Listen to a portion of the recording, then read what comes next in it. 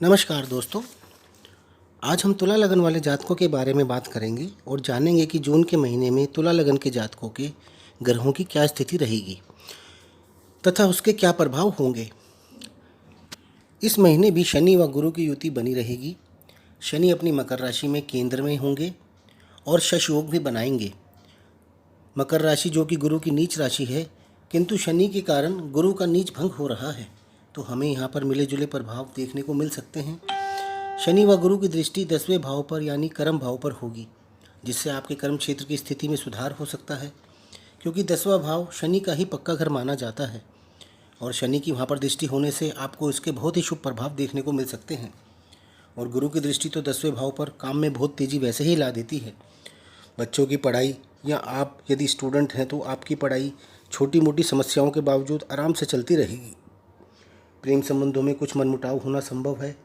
Court case या loan संबंधी मामलों में आपको काफ़ी रिलीफ मिल सकता है। आप यदि किसी कंपटीशन की तैयारी कर रहे हैं तो उसमें भी आप सक्सेस हो सकते हैं। जॉब में भी आप कोई एग्ज़ाम देकर प्रमोशन पा सकते हैं। 11 मई से शनि भी वक्री हो जाएंगे। पराक्रम के कारक मंगल आपकी कुंडली में कुंभ राशि में पंचम भाव में होंगे। मंगल इस कुंडली में 7वें और दूसरे भाव के स्वामी हैं। मंगल 7वें भाव से 11वें भाव यानी लाभ भाव में स्थित हैं। इस समय में आपके लव मैरिज होने के चांसेस बहुत ज़्यादा बन रहे हैं।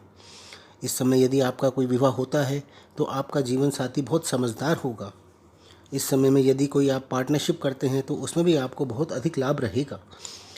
दूसरे भाव से चतुर्थ भाव यानी सुख भाव में होंगे। इस समय आपको धन का सुख भी प्राप्त होगा, वाणी से भी लाभ मिलेगा और परिवार वालों का भी आपको पूर्ण सहयोग प्राप्त होगा। इस समय में आपकी बुद्धि भी पूरी तरह से विकसित होगी। आप इस समय में बोलने में भी बहुत निपुण हो जाएंगे। सूर्य 15 जून तक वृष राशि में आपके अष्टम भाव में रहेंगे। यह ससुराल का भाव होता है। ससुराल से आपका कुछ मनमुटाव भी हो सकता है। इस समय में आप किसी अपमानजनक स्थिति से भी गुजर सकते हैं। सूर्य लाभ के भी स्वामी हैं और अष्टम भाव में स्थित हैं। आपको इस समय में जीवन में अचानक से परिवर्तन होता दिखाई देगा। आपको अचानक से कोई लाभ भी हो सकता है या कोई हानि भी हो सकती है। डिपेंड करता है कि सूर्य की आपकी कुंडली में क्या पोजीशन है। 15 जून को सूर्य आपके भाग्य भाव में मिथुन में आ जाएंगे। इस समय में आपके लाभ में बढ़ोतरी होती आपको दिखाई देगी। पिता का आपको पूर्ण सहयोग प्राप्त होगा। बुधादित्य योग भी बनेगा। धर्म व अध्यात्म में आपकी रुचि बढ़ेगी। सामाजिक कार्यों में आपको सहयोग मिलेगा। राहु के यहाँ पर मौजूद होने के कारण सूर्य को ग्रहण भी लगेगा। साथ ही 21 जून को सूर्य ग्रहण भी है और इसके आसपास 4 ग्रह बुध, बृहस्पति, शुक्र व शनि वक्री भी रहेंगे। यह समय हमारे देश व हमारे देश के राजा के लिए बहुत ही कठिन समय हो सकता है। सूर्य ग्रहों का राजा है, इसलिए सूर्य देश के राजा को भी रिप्रेजेंट करता है। इसलिए जहाँ तक संभव हो सूर्य ग्रहण के दिन आप गायत्री मंत्र का जाप करके अपने देश के लिए सहयोग अवश्य दें। व्यापार व बुद्धि के कारक बुध 24 मई से अपनी राशि मिथुन में आपके भाग्य भाव में प्रवेश कर जाएंगे और 1 अगस्त तक यहीं पर रहेंगे। इसलिए यह समय आपके लिए बहुत ही शुभ साबित होने वाला है। सुविधा के सारे साधन इस समय में आपको उपलब्ध रहेंगे। भाग्य के स्वामी भाग्य में ही मौजूद होंगे। आपको व्यापार में बहुत तरक्की मिलेगी।